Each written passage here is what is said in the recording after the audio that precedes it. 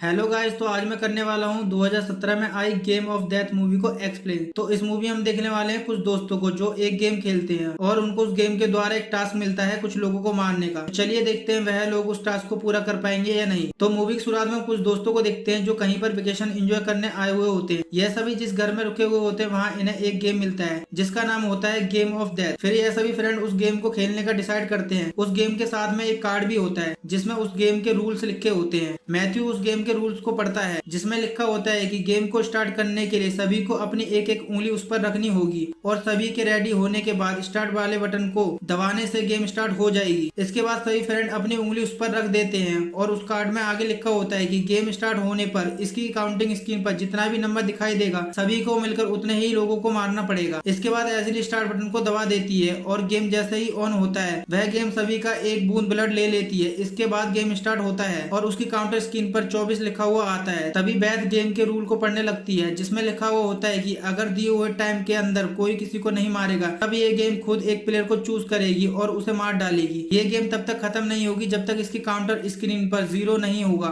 इसे खेलने वाले सभी प्लेयर मारे जाएंगे, लेकिन जब ये गेम स्टार्ट हो जाएगी तब इस गेम को खत्म किए बिना बंद नहीं किया जा सकता। इस गेम का एक ही रूल है, मारो या मरो। इस गेम का लास्ट सर्वाइवर ही इस गेम का विनर होगा। सभी को लगता है कि ये सिर्फ एक मजाक है, इसीलिए कोई भी इस गेम को सीरियसली नहीं लेता। इसके बाद टाइलर वहां से उठकर बाहर चला जाता है। उसके पीछे उसके फ्रेंड भी बाहर आ जाते हैं। सभी लोग मिलकर ड्रिंक करने लगते हैं। अभी तक सब कुछ नॉर्मल चल रहा था, लेकिन कुछ देर बाद अचानक से मैथ्यू के सिर में बहुत तेज दर्द होता है। यह देखकर किसी को कुछ भी समझ नहीं आता। तभी मैथ्यू का सिर अचानक से फट जाता है और उसकी मौत हो जाती है। यह देखकर उसके सभी फ्रेंड बहुत डर जाते हैं और चिल्लाने लगते हैं, लेकिन टॉम और उसकी सिस्टर बेथ अभी भी गेम के पास बैठे हुए थे। यहाँ पर उनको काउंटर स्क्रीन पर एक नंबर कम होता दिखाई देता है, यानी कि मैथ्यू की मौत होते ही वहाँ पर लिखा हुआ नंबर 24 से 23 हो जाता है। टाइलर को लगता है कि कोई उन्हें शूट कर रहा है, इसीलिए वह सभी को अंदर चलने के लिए बोलता है। बेथ और टॉम भी उन पर लगा हुआ ब्लड देखकर बहुत परेशान हो जाते हैं और वह बहुत डर जाते हैं। फिर टाइलर उन्हें बताता है कि हम सभी को कोई शूट कर रहा है। यह सुनकर टॉम और बेथ विंडो पर जाकर देखने लगते हैं, लेकिन घर के बाहर उन्हें कोई भी आदमी दिखाई नहीं देता। किसी को कुछ भी समझ नहीं आता कि उनके साथ क्या हो रहा है और उनको कौन मार रहा है। इसलिए मैरी हेल्प के लिए पुलिस को कॉल करती है। तभी टॉम को दरवाजे पर किसी के आने की आहट सुनाई देती है, जिसके बाद टॉम अपनी गन लेकर दरवाजे पर जाता है,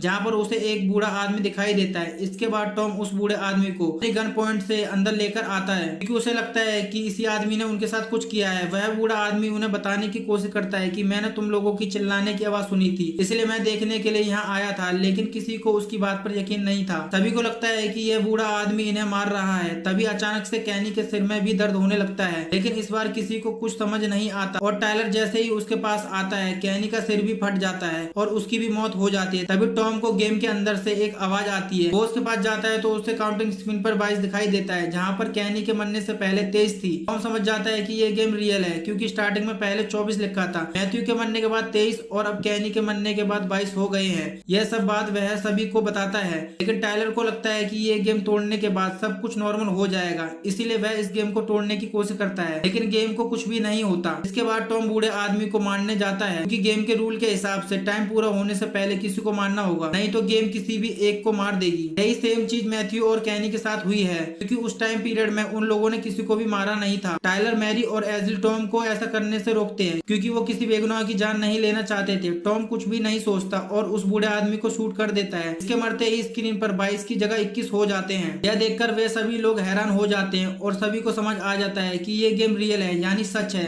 इसके बाद ये सभी वहां से भागने लगते हैं, क्योंकि मैरी ने पुलिस को कॉल कर दिया था जो कि यहाँ पर आने वाली थी, लेकिन टॉम की सिस्टर उस गेम को भी अपने साथ ले जाती है। ये सभी कार में बैठकर यहाँ से जाने लगते हैं। रास्ते में पुलिस की गाड़ी देखकर मैरी उनसे हेल्प मांगने के लिए बोलती है, लेकिन टॉम गाड़ी रोकने से मना कर देता है, क्योंकि उसे पता है कि अगर अपनी जान बचानी है तो और 21 लोगों को मारना होगा। लेकिन टाइलर, मैरी और एजली उसकी बात से एग्री नहीं थे, क्योंकि वो बेगुनाह की जान नहीं लेना चाहते थे। लेकिन अब टॉम की सिस्टर भी टॉम की बात से एग्री हो जाती है, क्योंकि टॉम और बेथ अब केवल अपने बारे में सोच रहे हैं। अभी अचानक से एक लड़का उनकी कार के सामने आ जाता है, लेकिन टाइलर सही समय पर गाड़ी रोक देता है, जिससे उस लड़के की जान बच जाती है। अब टॉम टाइलर से उस लड़के को कार से मारने के लिए कहता है, जिससे इनकी जान बची रहे। लेकिन टायलर ऐसा करने से मना कर देता है। तब टॉम उसके ऊपर गन पॉइंट कर देता है और उसे मारने की धमकी देता है। इसके बाद टायलर को उस लड़के को हिट करना ही पड़ता है, लेकिन गेम से अभी भी कोई आवाज नहीं आई थी, इसलिए टॉम टायलर से गाड़ी रिवर्स करने के लिए बोलता है, क्योंकि वो लड़का अभी भी मरा नहीं था। मजबूरी में टायलर को गाड़ी रिवर्स करनी पड़ती है।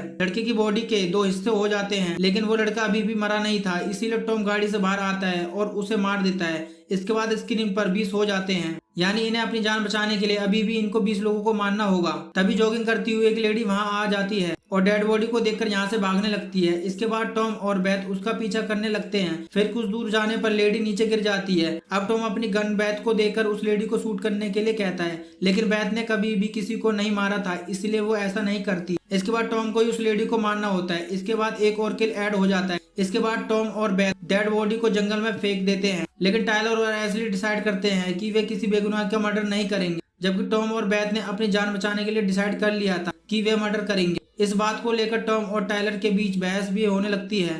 टायलर उसे समझाने की कोशिश करता है कि हमें किसी बेगुनाह आदमी को नहीं मारना चाहिए। तभी यहाँ पर लेडी पुलिस ऑफिसर आ जाती है। वो इनके ऊपर ब्लड को देखकर अपनी गाड़ी रोकती है और उनसे पूछने लगती है यहाँ क्या हुआ है। तब एशली बहाना बना देती है कि हमने एक हिरन को मार दिया है, लेकिन उस पुलिस ऑफिसर को हिरन की बॉडी कहीं नहीं दिखती, जिसके बाद टायलर को भी झूठ बोलना पड़ता है कि हमने उसको जंगल में फेंक दिया है। लेकिन वो पुलिस ऑफिसर बहुत बातूनी थी, इसलिए वे उन लोगों का टाइम वेस्ट करने लगती है। कुछ देर बाद वो यहाँ से जाने लगती है। अब अगले किल का टाइम खत्म हो जाता है, जिसकी वजह से गाड़ी में बैठी मैरी का भी सिर ब्लास्ट हो जाता है। ये देखकर उस पुलिस ऑफिसर को उन पर शक हो जाता है और टॉम उस पुलिस ऑफिसर को भी शूट करने लगता है। तभी एशली ऐसा करने से रोक देती है। इसके बाद टॉम एशली को गन पॉइंट पर ले लेता है और बेथ के साथ टायलर की गाड़ी को लेकर वहां से चला जाता है। इसके बाद पुलिस ऑफिसर टायलर और एशली को अपनी गन पॉइंट पर ले लेती है और यहाँ पर जो कुछ भी हुआ वह बताने के लिए बोलती है। इस बीच में धीरे धीरे किलिंग का टाइम खत्म होने लगता है, लेकिन इस बीच में किलिंग नहीं होने की वजह से अब गेम टायलर को अपना टारगेट बना लेती है, जिसके बाद टायलर के सिर में दर्द होने लगता है। यह देखकर एशली समझ जाती है कि अगर उसे टायलर की जान बचानी है तो उसे किसी को मारना होगा, इसीलिए एशली उस पुलिस ऑफिसर को मार देती है, जिससे टायलर की जान बच जाती है। अब एशली को समझ आ जाता है कि अगर गेम को खत्म करना है तो सभी प्लेयर को मारना होगा। इसके बाद टायलर और एशली पुलिस ऑफिसर की गाड़ी लेकर वहां से निकल जाते हैं। अब टायलर अपने फ्रेंड को जीपीएस की हेल्प से उन्हें ट्रैक करने लगता है। दूसरी तरफ टॉम और बेथ बाकी बच्चे को किलिंग करने के लिए हॉस्पिटल में जाने का डिसाइड करते हैं, क्योंकि उन्हें ऐसा लगता है कि अगर वो पेशेंट को मारेंगे तो उन पर एहसान करेंगे। इसलिए वे हॉस्पिटल के पास पहुंच जाते हैं, जहाँ पर टॉम बेथ को अपनी गन दे देता है और वो दोनों डिसाइड भी करते हैं कि वो दोनों इस गेम को खत्म करेंगे। इसके बाद दोनों हॉस्पिटल के अंदर जाते हैं और मिलकर बहुत सारे पेशेंट को मारने लगते हैं। इसी बीच टायलर और एशली भी उनको रोकने के लिए वहाँ आ जाते हैं, लेकिन यहाँ का नजारा देखकर ये दोनों हैरान हो गए थे, क्योंकि उन दोनों ने मिलकर बहुत सारे पेशेंट को मार दिया था।